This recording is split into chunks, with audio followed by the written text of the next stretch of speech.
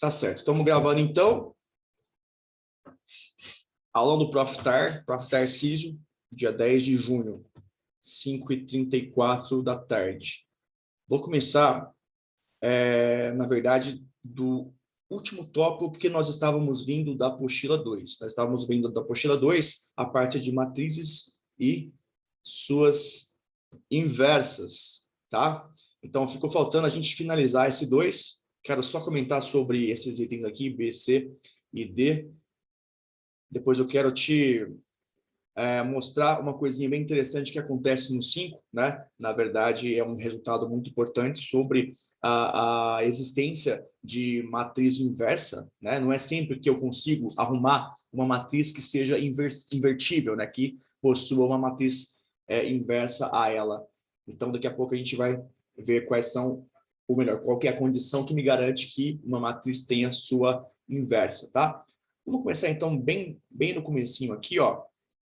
Faz favor para mim, abre teu volume 2, vamos finalizar ele agora, para a gente entrar no 3, tá bom? Volume 2, na página 301. E lá tem o exercício 2, que tem aí 4 afirmativas que nós devemos julgar em verdadeira ou falsa, tá? Cada uma delas.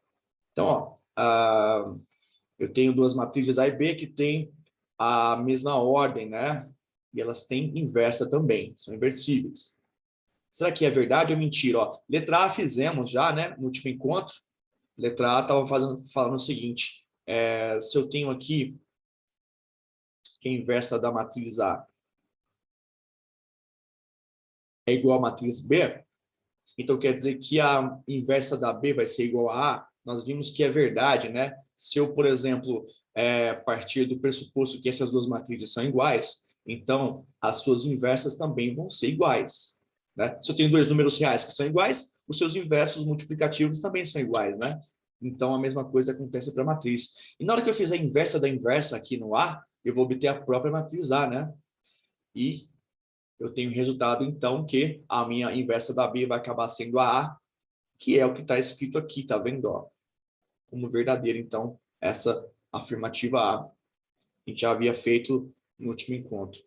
Vou fazer a B aqui, ó.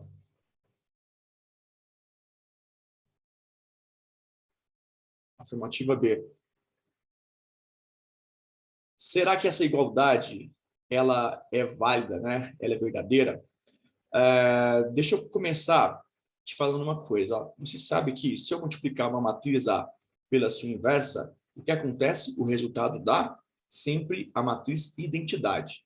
Fechou? Essa era a ideia de matrizes inversíveis, né? Se eu multiplicar uma matriz por sua inversa, tanto faz a ordem, né, que eu fizer essa multiplicação, eu posso inverter, eu posso comutar a matriz A com a inversa, coisa que eu geralmente não posso fazer, né? Não existe propriedade comutativa da multiplicação nas matrizes, assim como você não esperava, porque nos números reais você pode comutar a multiplicação. Por exemplo, 2 vezes 3 é 6, e 3 vezes 2 também dá 6. Então, a propriedade comutativa vale para os números reais, mas não vale para as matrizes. Tá? Geralmente, se espera que, se eu inverter a ordem de multiplicação, eu altero o meu resultado, tá? Então, a propriedade comutativa não é aplicada, não é aplicável, né, às matrizes. Mas eu tenho aqui duas exceções, né? Se eu fizer a multiplicação de uma matriz pela sua inversa, eu posso comutar que o resultado sempre vai dar o mesmo, no caso, a minha matriz identidade, que é o elemento neutro da multiplicação de matrizes. Eu posso, inclusive, comutar a minha matriz A genérica com a minha matriz identidade, né? Eu posso fazer a troca dessa ordem de multiplicação que eu continuo tendo o mesmo resultado, que é a minha própria matriz genérica A, beleza? Então, só consigo garantir a comutatividade na multiplicação de matrizes nesses dois casos, tá? Quando eu multiplico inversas ou quando eu multiplico uma matriz pela matriz de identidade, beleza? Bom, então eu vou partir de uma coisa que nós já conhecemos para provar para você que a B está falsa. Eu vou partir do simples fato de se eu pegar uma matriz que é invertível ou inversível e multiplicar pela sua inversa, o resultado vai dar o quê? Vai dar a minha matriz identidade, beleza? Onde eu quero chegar com isso? Deixa eu colocar aqui, fechado, tá? Onde eu quero chegar com isso? Bom, eu vou fazer o seguinte, eu vou colocar a minha matriz inversa dos dois lados Perdão, minha matriz de identidade dos dois lados. Por quê? Porque a minha matriz de identidade ela é elemento neutro da multiplicação, né? Eu multiplico qualquer matriz pela matriz de identidade e o resultado vai dar a própria matriz. Então, ó, do meu lado direito, eu vou continuar tendo o quê? A matriz de identidade, beleza? Do meu lado esquerdo, eu posso fazer uma comulta aqui. Eu posso escrever a minha matriz A vezes a identidade vezes a inversa de A. Lembra que eu te falei que a matriz identidade eu posso comutar à vontade, né, com as matrizes, que o resultado continua o mesmo, tá? Só que no lugar dessa matriz de identidade, eu vou colocar a matriz B vezes a sua inversa. Certo? Se eu multiplicar a matriz B pela sua inversa, dá quem? Matriz de identidade. Eu posso fazer isso, não posso? Logicamente, se eu multiplicar qualquer matriz por sua inversa, o resultado sempre vai dar identidade. Eu poderia pôr quem eu quisesse aqui dentro, né? Desde que eu multiplicasse por sua inversa. Lógico que eu vou continuar multiplicando aqui pela matriz inversa do A, de A, né? E do lado direito, eu vou obter a minha identidade. Beleza? Deixa eu ver se estou esquecendo alguma coisa. Se é isso mesmo. Bom, é isso mesmo, tá. Só não tem muito espaço aqui, mas eu vou para a direita agora. Só um minuto. Gente, em matriz eu posso fazer a propriedade associativa. Eu posso, ao invés de começar multiplicando a matriz B pela sua inversa, já de cara, como indica nos parênteses, eu posso, se eu quiser, fazer assim, ó. Eu posso pegar a matriz A vezes B primeiro, e depois multiplicar pela matriz B inversa vezes A inversa. O resultado vai dar a minha identidade. Então, o que eu fiz desta linha para essa? Eu só apliquei a propriedade associativa da multiplicação de matrizes, tá? Onde eu quero chegar com isso? Eu quero chegar, então, que estou pegando duas matrizes, ó, a minha matriz A vezes B, e estou multiplicando pela minha matriz inversa de B vezes inversa de A, e está dando a minha matriz de identidade. Ou seja, essa matriz aqui, ó, ela tem que ser inversa dessa, perfeito? Para a multiplicação entre elas dá a minha identidade. Ou seja, a minha matriz B menos 1 vezes A menos 1, ela tem uma inversa, né? Que eu estou usando para multiplicar por ela e dar identidade. E quem que é a inversa dela? É a minha matriz A vezes B. Ou seja, a minha matriz A vezes B, ela é a inversa da minha matriz B menos 1, A menos 1. Tá? Tá errado ou tá verdadeira a letra B, então, gente? A letra B está falsa. Por quê? Porque aqui na letra B, ó, eu tenho A vezes B e A vezes B. E sendo que, na verdade, eu vou ter uma inversão de posicionamento aqui. Eu posso imaginar, por exemplo, que eu estou distribuindo o meu expoente menos 1 para o A e para o B, para a minha matriz A e para a minha matriz B, só que aqui eu estou trocando de ordem a minha matriz B com a minha matriz A. Então, sempre que eu tiver uma inversa de uma multiplicação, eu inverto a ordem na hora de eu distribuir meu expoente menos 1 para cada uma dessas matrizes, tá certo? E aqui eu não fiz a inversão. O correto seria, ao invés de escrever isso, eu escrever isso aqui, ó, B menos 1 vezes A menos 1. Aí sim ficaria verdadeiro. Como não escrevi assim, dessa forma, eu tenho que a segunda afirmação é falsa. Beleza? Ficou claro para você isso? Ou não? Para mim ficou claro. Alguma pergunta, gente? Não, tranquilo. Tá tranquilo. Letra C, eu vou te mostrar rapidamente, com um contra-exemplo, que ela tá falsa. Ó, eu tô com problema de espaço aqui, mas isso aqui não é tanto problema assim. Eu vou pegar como matriz a minha matriz identidade. 1, 0, 0, 1. E a matriz B vai ser a matriz oposta, né? Vou multiplicar por menos 1 a minha matriz A. Gente, a minha matriz A tem inversível, tem matriz, ela é inversível, ela tem matriz inversa. Por quê? Porque o determinante dela aqui é diferente de zero. Daqui a pouco eu vou te mostrar no próximo exercício aqui embaixo. Ó. Opa, desculpa. Vou te mostrar no próximo exercício aqui embaixo que quando o determinante for diferente de zero, a matriz é invertível. Caso contrário, não é inversível. Tá bom? Daqui a pouco a gente vai discutir sobre isso. Mas, olha, eu estou pegando dois exemplos de matrizes que têm inversa. Você pode, inclusive, calcular a inversa delas, usando a definição, se você quiser. Mas eu já estou te mostrando que existe inversa da matriz A e existe inversa da matriz B. Ok? Mas o que vai acontecer aqui, ó?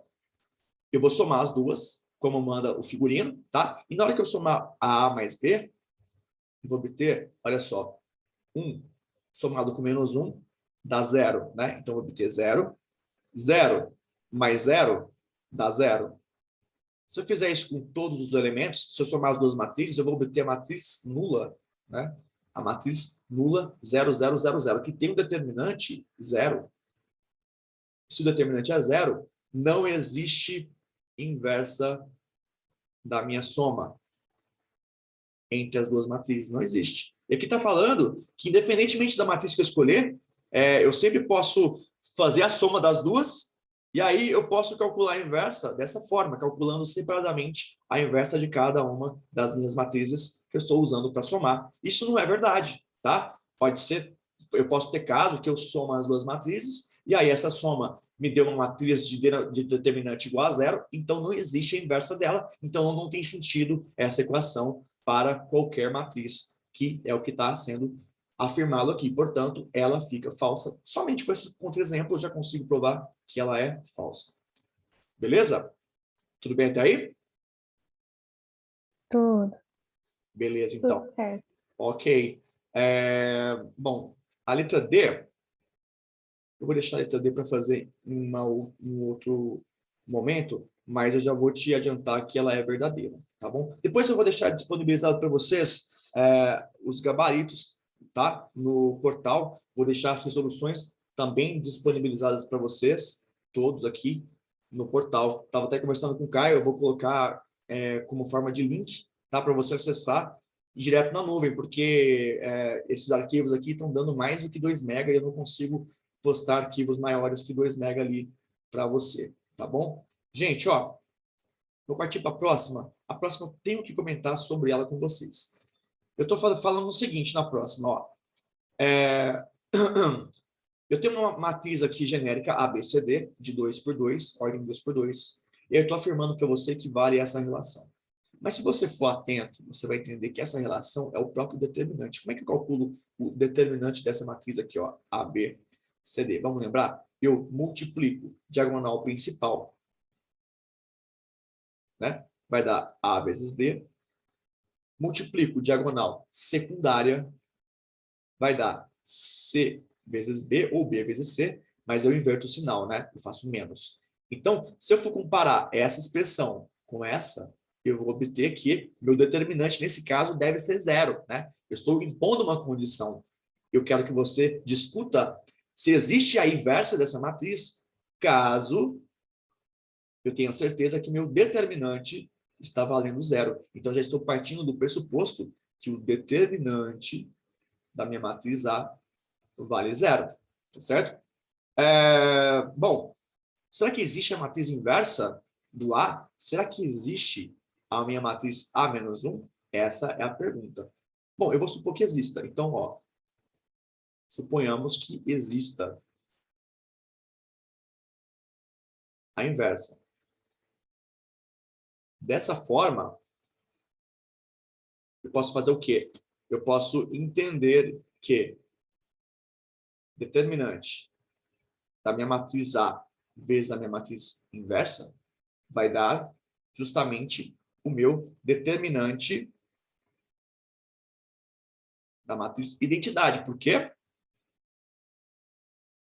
Porque se eu multiplicar minha matriz A por sua inversa, adivinha aqui que eu tenho de resposta? Identidade. Então, eu estou calculando, na verdade, o determinante da matriz identidade. E, gente, determinante da matriz identidade é 1, né? Eu poderia montar aqui para você a matriz identidade de ordem 2 por 2.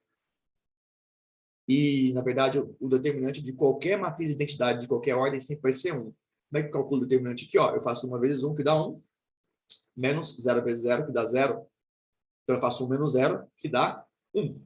Beleza? Então, o determinante da minha matriz de identidade é 1. Eu estou te falando, então, minha querida, que o determinante da multiplicação entre A e A menos 1 está dando 1, certo?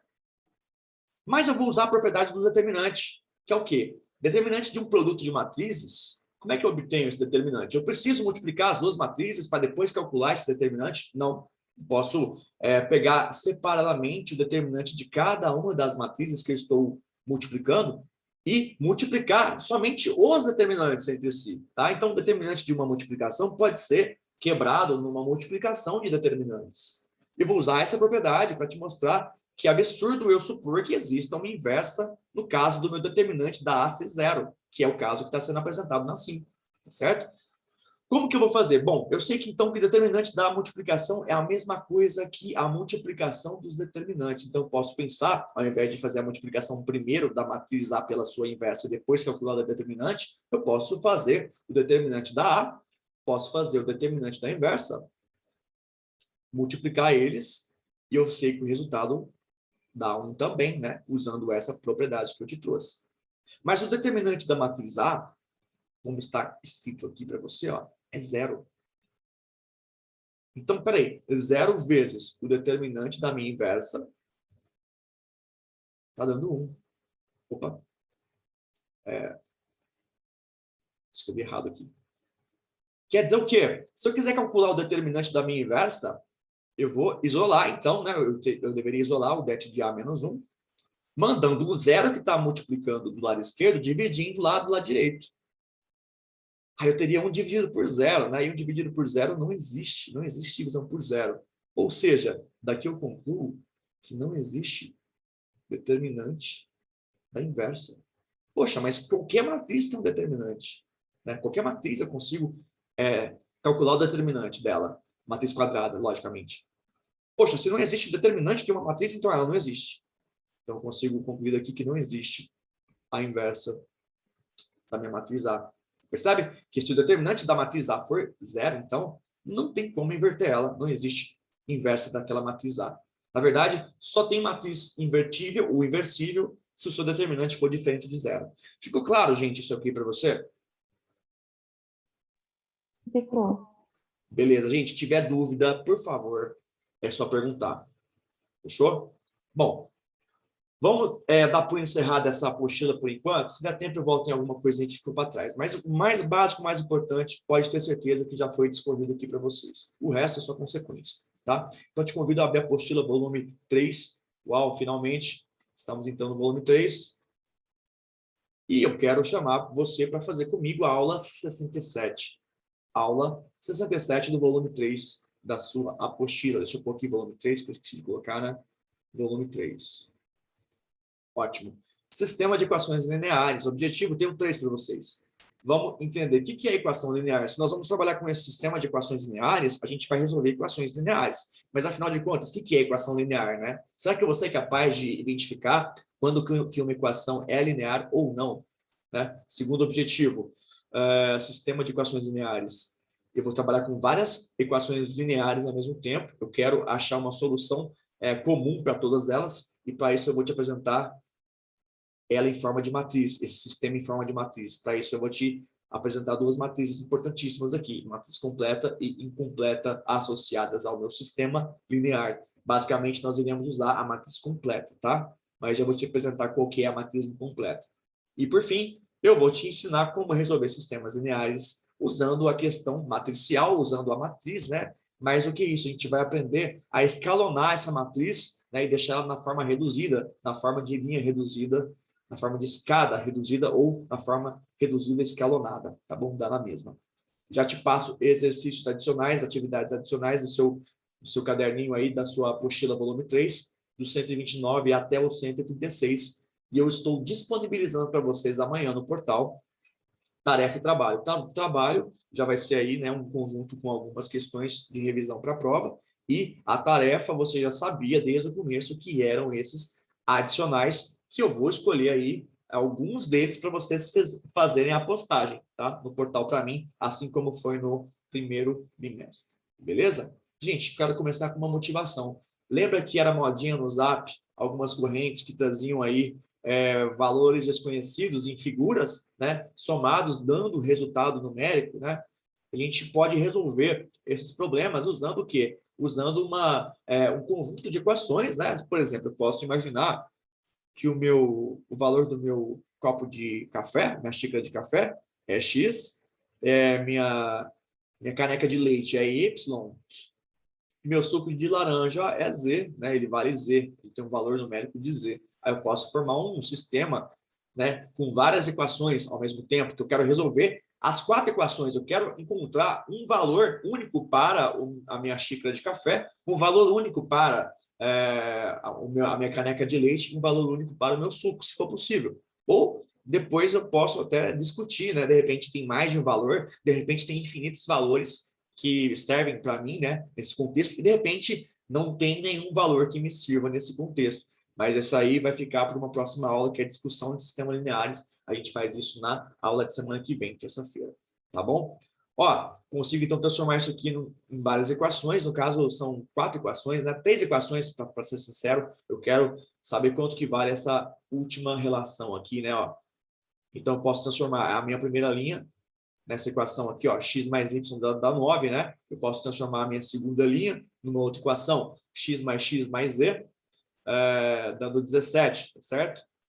E aí depois eu posso fazer uma simplificação, né? Pegar x, juntar com x e dar 2x, enfim. Aqui é a mesma coisa, na última linha, posso pegar os 4 copos de suco de laranja, somando eles 4 dá 28. Eu posso reescrever isso, né? Se eu quiser, dessa seguinte maneira, posso colocar aqui 4.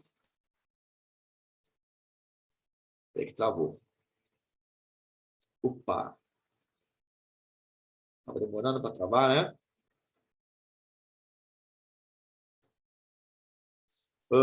Peraí. Mas enquanto vai destravando, vamos conversando. Eu vou somar, então, 4 copos de suco de laranja, que eu chamei cada um de Zé. Cada um vale Zé, então tem 4 Zé, dando 28. Eu posso reescrever essas equações de uma maneira mais simples, né? Eu posso simplificar essas expressões algébricas, tá? Essas equações. Beleza? Mas, onde eu quero chegar é no seguinte sentido, que eu posso pegar essas figuras e transformar esse problema em um sistema de equações lineares. Beleza? Daqui a pouco eu vou te dar a dica do que é equação linear, tá? Gente, engenharia elétrica, né? Você tem aí dentro da sua casa alguns circuitos elétricos, tem circuitos aí que tem interruptores paralelos, né? Só nesse momento você já criou malhas dentro do seu circuito elétrico na sua residência, tá? Então, se você tiver, por exemplo, 2 malhas elétricas e você quer fazer uma contabilização para saber se a corrente que vai entrar em cada pedaço dessa malha vai ser uma corrente perigosa ou não, né, para os eletrodomésticos que você quer colocar ali na tomada, você tem que saber, então, qual que é o valor, né, das correntes que estão sendo aqui obtidas nesse circuito elétrico ou nessas malhas elétricas, tá? Para descobrir qual que é o valor da corrente, você vai usar a lei de Kirchhoff. Tem 2 leis, né? A lei dos nós e a lei das malhas, que eu não vou entrar em detalhes porque a nossa aulinha aqui não é de física, mas usando as leis de Kirchhoff, você pode obter essas 3 equações, né? A lei dos nós, que diz que toda corrente que entrar, que for passar por um nó, vai ser subdividida em outras correntes, mas que se eu somar as minhas correntes que eu obtive nessa subdivisão, eu vou obter o valor original da minha corrente anteriormente a essa divisão, ou seja, eu consigo preservar, né, conservar o valor da minha corrente, eu tenho conservação de corrente aqui, tá? Lei de Kirchhoff. Lei dos nós diz justamente isso. E a lei das malhas está falando que se eu somar algebricamente todos os potenciais, né, envolvidos em cada malha, a soma algébrica dá 0, tá? Então, se eu somar as voltagens, obedecendo já um percurso que eu mesmo defini como sendo positivo, né? Então, tudo que tiver contra ele vai dar negativo aqui, por exemplo. Se eu fizer essas somas, vai dar 0. Então, eu consigo 2 novas equações usando a lei das malhas. Ou seja, no final do processo, para calcular o valor da minha intensidade da corrente elétrica, eu vou ter que resolver esse sistema de 3 equações e 3 variáveis, 3 incógnitas nesse momento, né? Gente, eu vou ter que... Vou fechar e vou abrir de novo, porque deu pau nesse programa. Esse programinha aqui é legal, só que às vezes dá uns pauzinhos mesmo. Deixa eu voltar aqui. Só um minuto.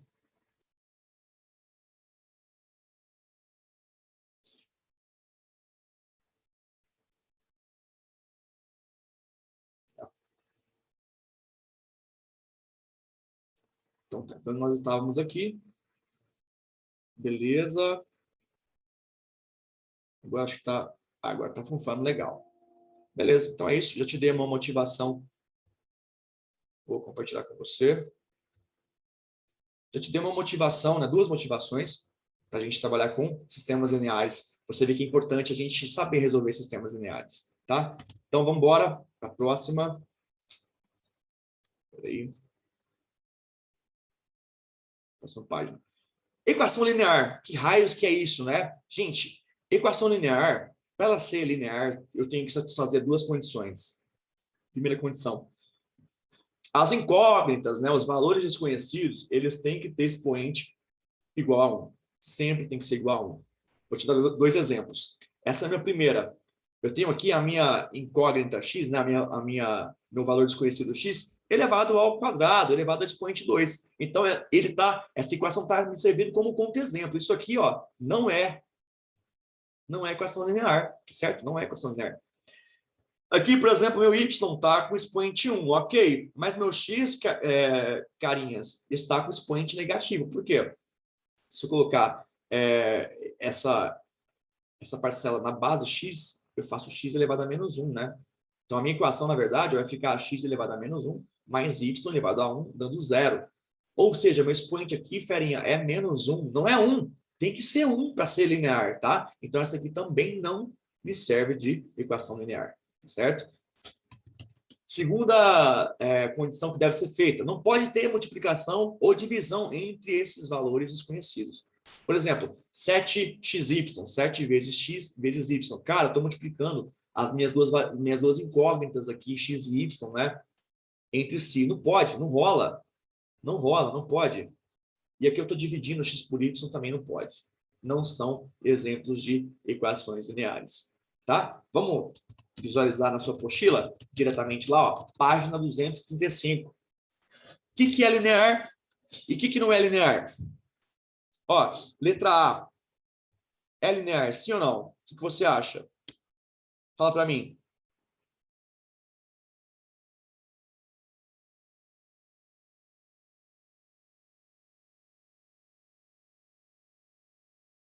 O que você acha? Essa equação é linear ou não? Acho que sim. Beatriz, expoente do x é 1, até aí é ok, né? Expoente do y é 1, até aí ok. Ai, Beatriz, olha só, qual que é o expoente do z aqui? O z está no denominador, né? Isso aqui, na verdade, ó, eu posso escrever em potência de z como sendo assim, ó, 2 vezes o inverso do z, ok? Dá na mesma. Só que aí eu vou colocar assim, ó, 2 vezes z elevado a menos 1. Lembra que propriedades de potência diz o seguinte, expoente negativo inverte a base, Bia. Inverte a base, aí fica 1 sobre z, né? É só inverter de lugar meu divisor e meu dividendo, meu numerador e meu denominador, tá? Então aqui, na verdade, Bia, o meu expoente é menos 1, tá? E é aqui que eu me ferro nessa letra A quando eu falo que ela é linear. Não é linear. O meu expoente é menos 1 e só pode ser 1 de expoente nas minhas incógnitas, beleza? Então a letra A não é linear.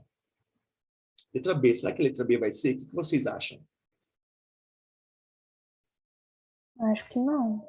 Por que não é? Porque, olha só, expoente do y é 1, beleza. Mas o do x? Gente, tirar a raiz quadrada é a mesma coisa que elevar a meio, não é? Você deve ter estudado isso aí no ano passado. Ó, z elevado a meio e x elevado a meio, né?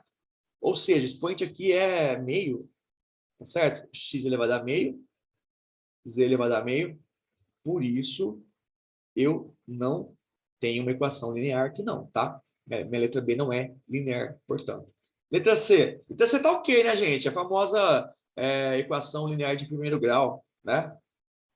Você tem aqui, ó, x elevado a 1 e y elevado a 1. Tudo está elevado a 1, então sim, é linear. Letra D.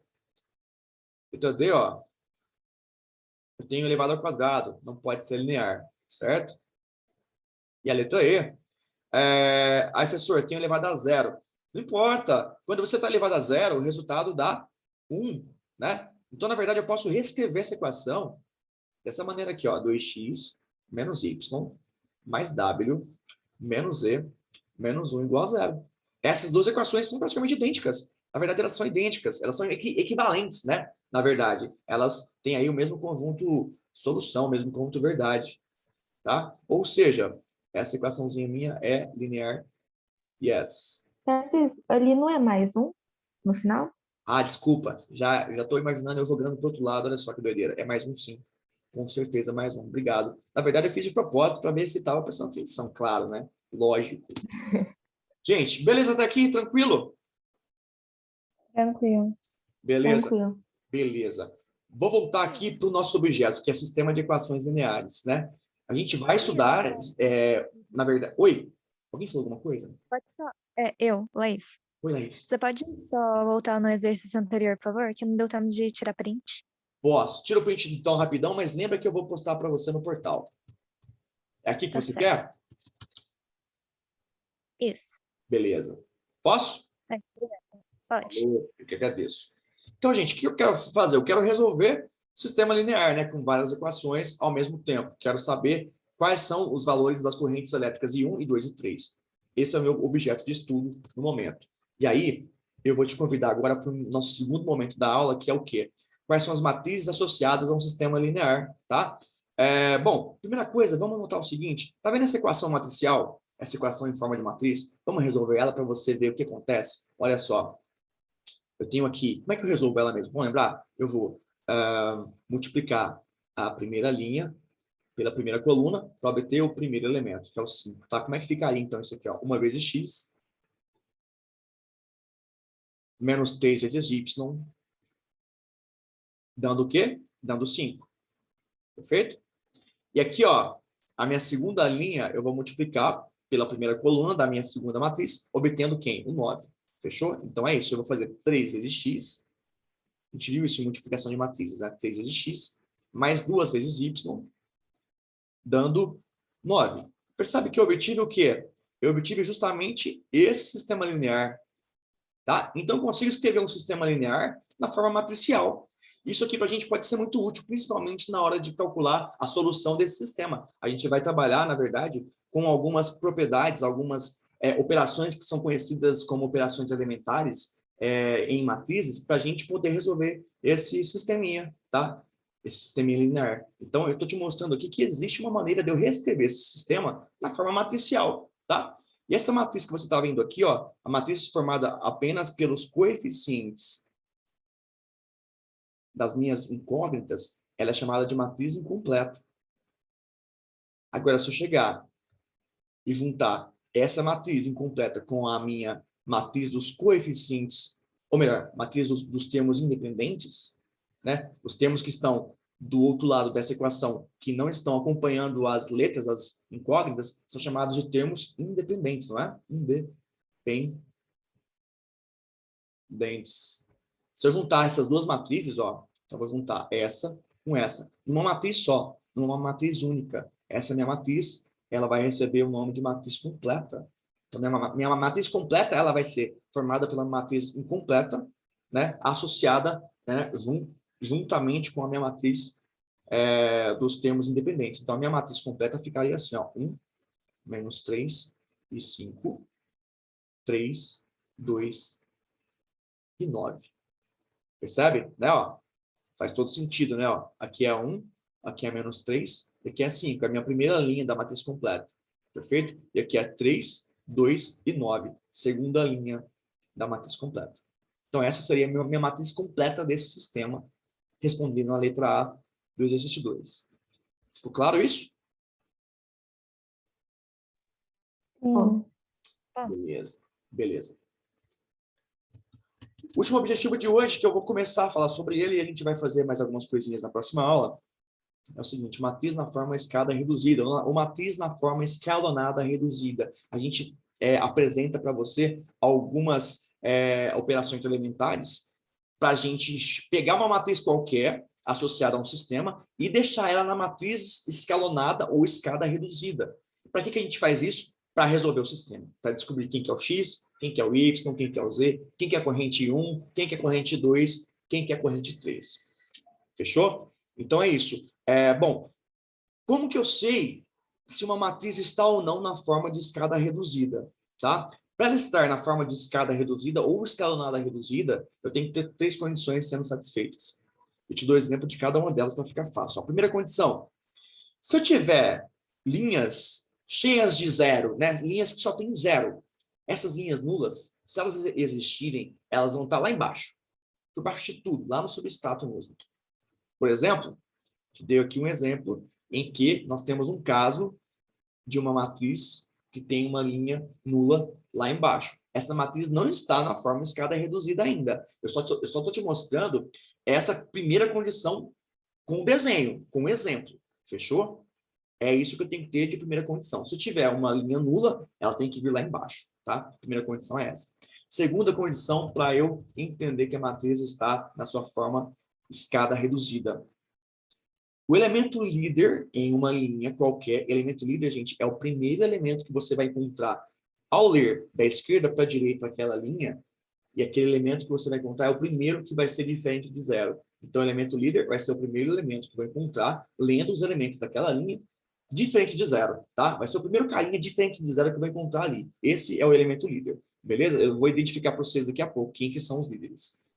Então, segunda condição, esse elemento líder em uma linha deve sempre estar em uma coluna à direita da coluna do elemento líder da linha acima. Ou seja, o elemento líder meu, naquela linha especificamente, ele tem que estar deslocado à direita em relação do elemento líder que está na linha logo acima. Vamos te dar exemplo? Ó, cadê meu elemento líder aqui? Ó? Minha primeira linha. Quem que é meu primeiro elemento diferente de zero? É o 5. Então, ele vai ser o líder, beleza? Ele está na minha primeira coluna, né? Ó, coluna 1. Vai para a segunda linha. Quem que é meu elemento líder? Meu elemento líder é o 3. É o primeiro carinha na segunda coluna, diferente de zero, certo? Meu primeiro carinha é 0. Meu segundo carinha, que é na linha 2, é o 3. É o meu primeiro homenzinho aqui diferente de 0. Ele é meu carinha líder. Ah, eu falei que eu ia circular de azul. Desculpa, eu estou traindo a minha legenda. Deixa eu circular de azul, então. Ó. Vou circular o 5, vou circular o 3. São meus elementos líderes. Percebe que esse meu 3, ele está na coluna 2, que está à direita da coluna 1, do elemento líder que estava na linha de cima. Então, essa segunda condição diz justamente isso. Meus elementos líderes das linhas de baixo sempre vão estar à direita dos elementos líderes das linhas acima. Perfeito? Para você começar a formar essa ideia de escada com zeros. Daqui a pouco você vai entender melhor isso. Daqui a pouco não, né? Daqui alguns dias na nossa próxima aula. Vou para a linha 3. Linha 3, quem que é o meu primeiro elemento diferente de zero? É o 3, tá vendo? Então, esse carinha é meu elemento líder. Percebe que ele está à direita do elemento líder que estava na linha de cima? Meu elemento líder que está na linha de cima, ele estava na coluna 2, tá vendo? Está na coluna 2. E meu elemento líder que está na linha 3, a linha de baixo, está na coluna direita, coluna 4. Então, essa condição aqui é a minha condição 2. Ela tem que ser satisfeita junto com a condição 1 e também junto com a 3, que eu vou colocar para você encerrando a linha de hoje. Perfeito? Estou te dando aqui um contra-exemplo, para você entender como que a condição 2 não foi satisfeita. Tá vendo esse elemento líder? É o 5, né? Ó. Esse aqui é o meu primeiro elemento líder, beleza. Eu vou na linha de baixo agora. Meu elemento líder é o 3, certo? Está na coluna 4. Vai na última linha, cadê meu elemento líder? Tá aqui. Opa, percebe que meu elemento líder aqui na última linha, ele está à esquerda, né? O que não pode, ele está à esquerda do meu elemento líder na linha de cima. Eu teria que ter ele à direita, na verdade. Ele teria que estar fora da matriz, lá à direita. Beleza? E, para finalizar, todo líder vai ser igual a 1. Então, eu vou ter que transformar esses caras em 1. E aí eu vou observar a coluna deles. A coluna deles sempre vai ter que estar com elementos nulos além dele. Então, eu vou ter que ter coluna igual a 0 para todos os elementos, e o meu elemento líder vai estar ali valendo 1. Beleza, gente? Terça-feira tem mais. Obrigado pela participação, pela presença. Um grande beijo. Até a próxima.